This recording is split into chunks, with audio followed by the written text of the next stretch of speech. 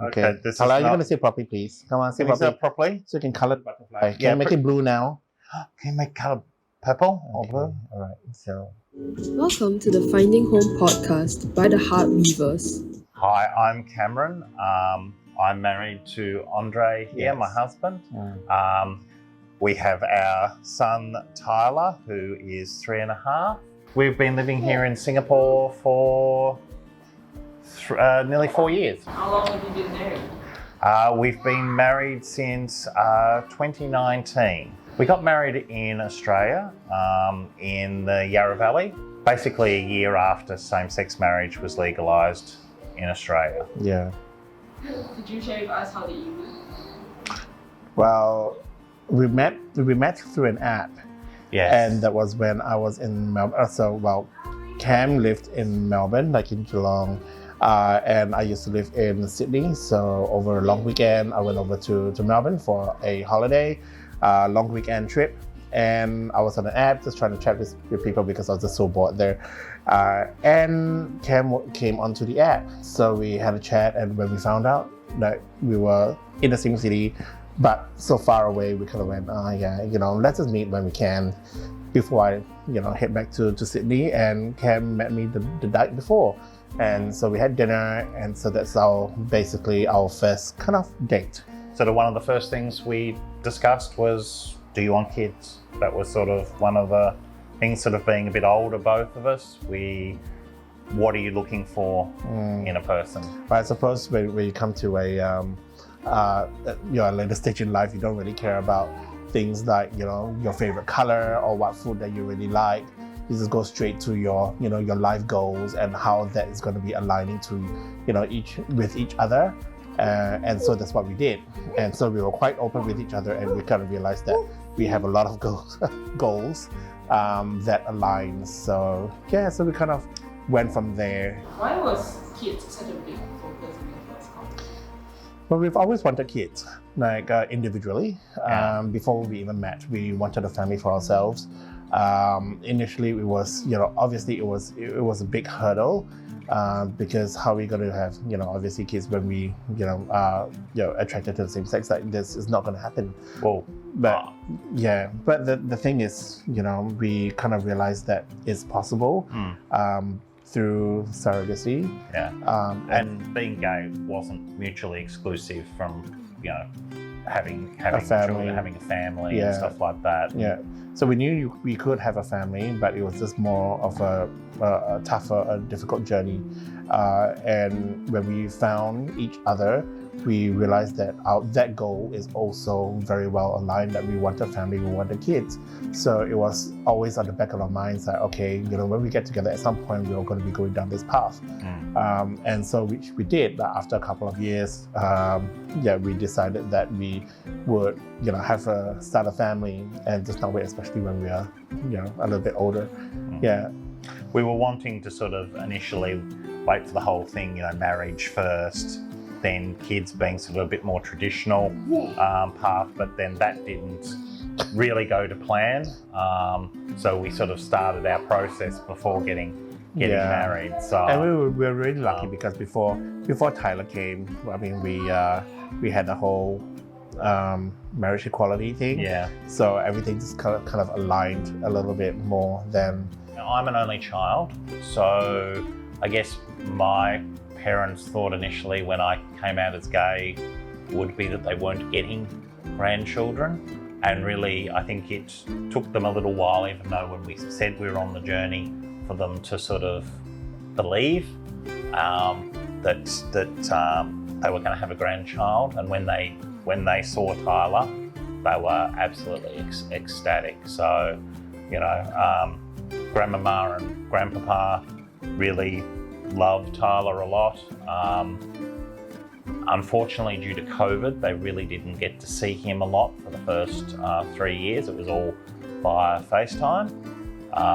But they love being with him. And when we went back to Australia last year, they were very, very happy. So just moving on from Cam's family, so mine was a little bit different. So when we knew that we were going to be pregnant or we going on the surrogacy journey, they were fine with it because they thought that it was such a great idea to be, to be grandparents, and they were laughing about the idea. But that was that was the 3 years before Tyler came about. So when we were pregnant, we did actually approach the subject again just to let them know that, some little being is going to be coming. But they were so adamant that we were not meant to have children. The mindset just changed, I think probably because they thought about it for a little bit, but they didn't want to approach the subject with us until we raised the subject again. We decided to share the news over a dinner, and it became a very uncomfortable dinner very quickly. Yeah, so in the end, we weren't able to let them know that we were pregnant. So we basically just kept that to ourselves because they were so negative about it. But it was after the few months, and it was time for us to go over to Canada to welcome Tyler. We were, hey Tyler, hey. Sorry. A few moments later. But we completely understand where they're coming from, like in terms of that they not being exposed to anybody else who have done surrogacy, or even anybody talks about it here. Like no one actually talks about it here. So I guess that they were just afraid of what they didn't really understand. So we didn't really talk too much on that one, except for the fact that they probably don't want to know Tyler at all. So anyway, it was like it's too late. The boat had sailed, right? Yeah. So there is a child coming regardless. Yeah. So after a couple of months, we went over to Canada to welcome Tyler, and like it was the best thing that could ever happen to us. And we did after that. A couple of months later, for my parents, like they kind of slowly got to the idea of having Tyler around, and they kind of, they were happy with having him around, and even welcoming him into the family and calling him, his the grandchild and stuff like that. So, yeah. So I'm not. Whatever that happened before, that we don't actually. Pay too much attention about. It's more about now and the future. Yeah. So he made an appearance at the first Chinese New Year celebrations, and he was welcomed into the family, and all the relatives got to meet him. Yeah. There's a little bit of shock there of this young child, but always thought, okay, a child would change everything, or a baby would change everything. Not a baby, a child, full stop. But we didn't think that it was going to be so effective, like just to have a child in a house and everyone just changes their mindset because of the child. I mean, we were really lucky that everybody looked at the child as a child and not how the child is being brought into the world. Nai and love Tyler, and it's really sweet to see their interactions, and that was really one of the biggest things that we wanted to, was Tyler's got the mix of both cultures. So we wanted him to experience that and to know his grandparents, and everyone's getting older. Yeah. So, take advantage of that while. But I think the trick is for the little guy to show respect to the elders. I mean, it's really important for us, particularly like Chinese parents. Yeah, so we always tell Tyler, okay, you've got to call them properly. You can't just call them like, first names, or just auntie and uncles and stuff like that. You have to call them by, like Nai and Ye and stuff like that. And, you always have to say hi, give them hugs and show them affection, and they would love it. They would just lap it up. And so it's true. So they're all just lapping it up because they absolutely love the attention. And they're always fighting for the little guy's attention, saying, he comes to me first, or he calls me first. There is also jealousy at times between the grandparents. If he should favour one more than the other, it can be seen, But, it's really sweet. We'll go out for meals, and, Nai will ensure that, like Tyler, there is a really good fried rice, and that's, I've pre-ordered this, I've ordered fish, or I've ordered chicken. It's not what do you want anymore, it's about what Tyler wants, which is really nice. It's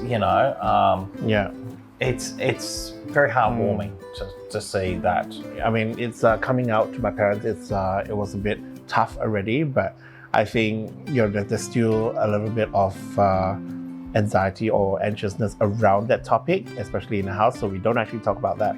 But when Tyler came along, it was it's all about Tyler. They showed Tyler all this love. They still have that kind of anxiousness over the whole gay thing for me. But we have decided that that's not really important anymore because Tyler is more important, and they show Tyler the love that he deserves, and that's all we care about right now. That it's not about me anymore. That once you become a parent, that's for you as a parent is number one, and not you as an individual or even a couple is important anymore. It's about the child. Yeah, so it's very interesting how your view in life kind of changes when a small little one comes along. Yeah, it's quite astonishing, really. Yeah, and he relies on you so much. Yeah, and you can't just not love. It even goes back to the days just after he was born. You've got this small little bundle in your arms, and they go, "Don't kill it! Don't kill it!" Well, yes, there's that true. Yeah, we might break him, but just for reference, they are stronger than you think. They're very sturdy. Yeah. But you're looking after, you're feeding, you're ensuring that the little one is healthy, and how much they depend on you, is really a beautiful feeling. And probably seeing everything as he's getting older through his eyes, re-experiencing things that we take for granted. How has your relationship evolved since getting Tyler? Well, we care less about each other, but only the child. No kidding. I don't know, somehow the relationship just grew in a way that it's not about us anymore. Like it's not two, but it's three. And it took a while to get used to the idea because it's kind of like a lifestyle change as well. I mean, anybody who says that the child will adapt to your lifestyle, like that's complete utter nonsense. Yeah, you really do have to adapt to what the child's needs and the ones, because the child can't, it's still a growing being. I mean, it's even we were probably guilty before Tyler of saying, he'll adapt and we'll be doing this. No. It's not something that can be helped. That we just go with the flow. And I mean, don't get me wrong, it's still not like a bed of roses in the sense that we, with Tyler around, and we are always like happy and always, being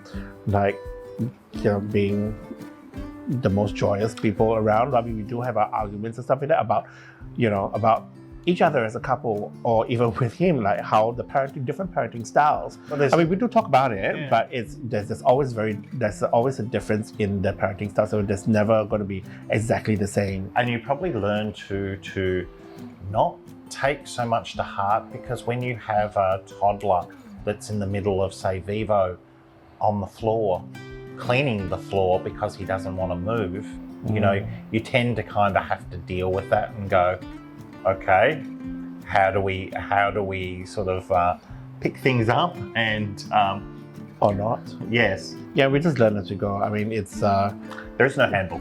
Yeah, we became students again, which is quite fun. Yeah.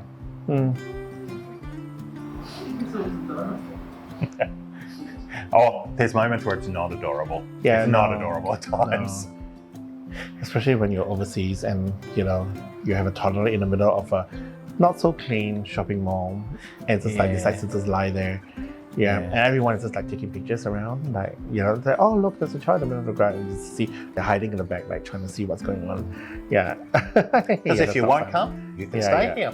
But generally, the meltdowns are very few. That we're quite lucky. Yeah, and it was the case of the terrible twos. Yeah, I learned that it's a lot of the time. Parenting is not about it's not about yelling at the kids. Like we don't actually yell at Tyler a lot, unless like there's something which is so drastic, but so few. But we do actually try to talk more, because he actually understands. Like little kids do understand. they are 3, like he's 3.5, but he understands so much. Like you tell him something and he will think about it if you explain it to him rather than ordering him. I think that's a very different way. I think that comes with the parenting styles, really. Yeah, how the child actually receives the information from you. And that's more, we just learn that all the time. I suppose when the child actually grows, there will be very different styles or ways that the child will receive more information next time. So we just have to learn and just grow and evolve with him as well. And we've made mistakes. Like there's nothing, our parenting style is not perfect. There's stuff you've done, you've gone, maybe we should have done that. Yeah, maybe we shouldn't do that again. And we just talk about it. Yeah, and then we go, okay, I think next time we just won't do that because, I don't know, maybe we might have scarred him or something. Or it didn't really work, but But he seems to be okay. I mean, the best thing we just heard recently that in school, right, that the teacher was asking the kids that who are you afraid of? Like, are you afraid of which parent? Whether in most of the time, in normal society, is the daddy or mommy, right? And when he was asked, he said, no, I'm not afraid of any one of them. So I only have a daddy and a papa. I'm not afraid of any one of them. Then I said, why? Because you're my daddy and papa. Yeah, and he just showed that it makes us feel really good, really, because we don't want a child that's afraid of us. Like he'll come home and he will be like everything you say, and he'll be like very, very wary. I mean, obviously, like me growing up in a Chinese family back in the day, it will be it's that kind of thing. There's a lot of fear. There's a lot of I think the parenting styles in my family, my parents, it was quite different. So I tend to want to change that because fear is not what I want my child to feel. Like there must be a really good relationship between parents and the child or the children, rather than having that authoritative kind of like I'm your superior, I'm your elder, you have to respect me and listen to whatever that I can say without any questioning. That is not what I like. And obviously going through it, so kind of no. We want to balance the love with discipline and stuff like that, and respect. But we never want Tyler to ever feel that he cannot either now or at any point in his life come to us and ask us and talk to us about anything. It should never be, I'm fearful for what they're going to say. And because obviously we both have very different upbringing as well. Like Cam grew up on a farm. I'm a city boy, like from Singapore, and we both have very, very different, like ways of, like getting parents to talk to you or not. And we always weigh up the pros and cons and kind of know which would be the best for the child and just adapt and change, because it can be quite, it's It's going to be a blend. It really is going to be a blend. There's no right and wrong. It does really sit in that middle section of navigating the way But through. as long as everything just surrounds, with love and mutual respect. I mean, an adult can respect a child as well, and vice versa. So we have to teach them that. So we always make sure that we say, like, I love you to him. We always get like daily hugs, multiple hugs, and little kisses here and there as well. Make sure that he knows that, these are signs of affection, that we are always going to be here, and we always want that from him, and we want, to give him those as well. So. And it's like the other thing too is to convey that he respects other people that are around. Like on his way to school of a morning, he will go into the security booth at the condos and say hello to the uncles. In the gut house. And also like the aunties and uncles who are around the building as well, like he'll recognize them and he'll call out to them and respectfully address them. Prior to having Tyler in that journey, what were some of the fears that you had? During the surrogacy process? Yes, that we wouldn't get to a point where we had a child. There was so many times when it was like a very long dark tunnel that you can't even see the light at the end of it. And you just keep going through it, and you know that it's a process that you have to take. There's so many things that's really out of your control, and you just walk the path. and we just walk it together and take whatever obstacles and whatever negativity that comes from it, and then we just deal with it. But there's just such a long process that you just don't know when it's going to end, really. Because you're dealing with multiple factors. You're dealing with like egg donors, surrogates, lawyers, the agency IVF clinics. clinics. Yeah, so many stakeholders. Yeah. Yeah. And really it's a case too that, the implantation of an embryo, will it take, will it not? You know? And not only that, like there's also the money part of it as well. That money stresses a lot of people. It stresses all people, I guess, like not most people. Yeah, and surrogacy is not a very, inexpensive process. So as you go along, you just kind of feel that, you're just forking out this money and just not knowing whether you're gonna get it in the end result.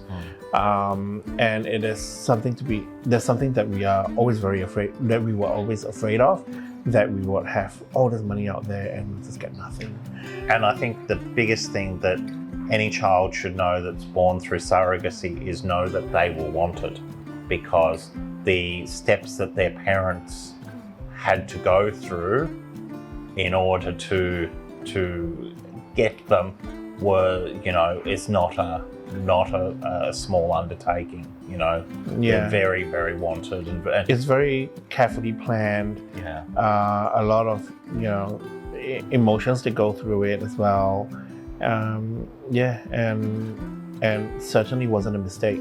And not to lie, there were times where it was testing. Yeah, and a lot of times we do also have to ask each other, so how do you feel about this? Yeah. How do you feel about that? So how do you feel about whatever that's happened? Like, what would you do? How would we move from here? Like, there's a lot of all these questions that we normally wouldn't have asked each other. But and there's not right answers really too. Yeah, there's no really right answers. It's a lot on how both of us just want to get through things, and we just make the decision as per how we feel would be best for us, not for anybody else, but really for us to get through whatever that happens through the process. And which way do you think we should go? Some decisions we're flying very blindly. We didn't have the benefit that we've sort of got now, and experience of knowing how to sort of navigate the surrogacy process. We were real newbies at it and were sort of relying on people, and sometimes their information that they were conveying was incorrect or was skewed to favour them. And it's not just pay your money for pick up a baby kind of scenario. It's just lots under the hood that was a challenge. Yeah. But yeah, I think we did the best we could in supporting each other. I mean, if we weren't, we probably wouldn't be sitting here together. Yeah.